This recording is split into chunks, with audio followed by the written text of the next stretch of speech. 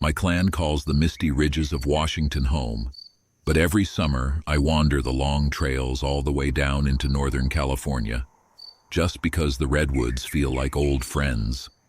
Let me set one thing straight right now. Most of us aren't violent. We don't wake up plotting ways to ruin your weekend. Sure, a few hotheads in the family have short fuses, but the rest of us, we just want the woods to ourselves.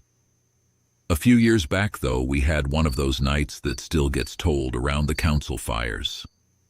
It was a warm August evening in central Washington.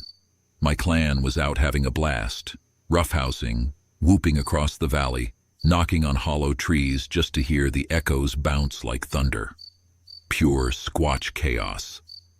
Then, right around 9:30, a little group of humans stumbled into our favorite clearing like they owned the place.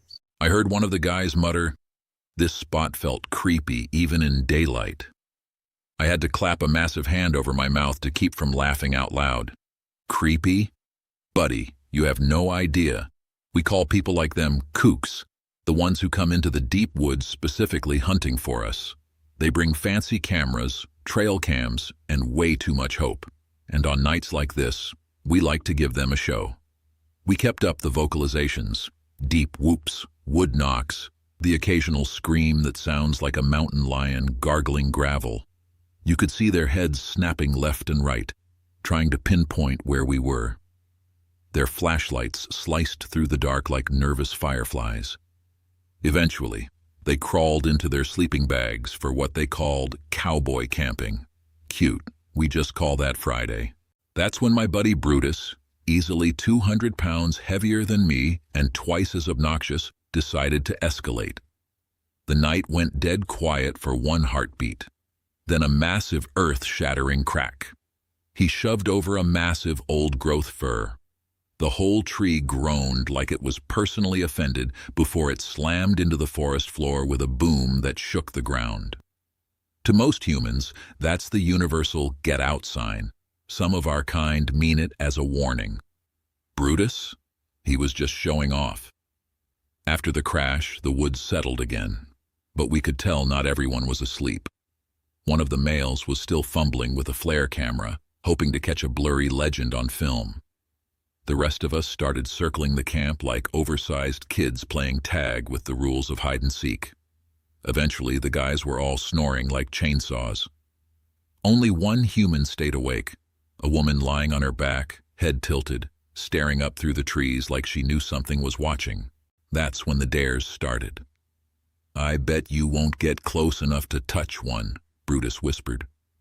"Loser has to knock on a tree right next to their head tomorrow night," I shot back.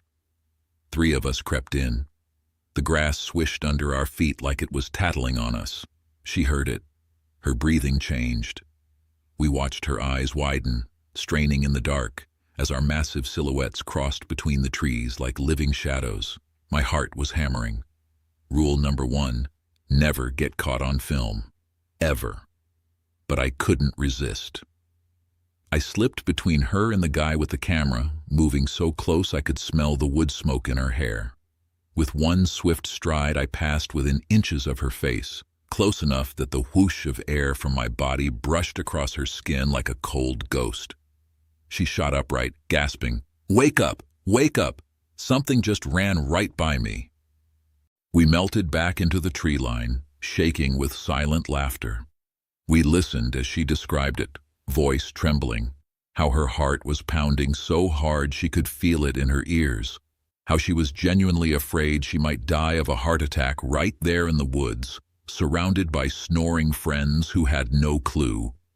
Close call for the kooks, close call for us, but man, what a night.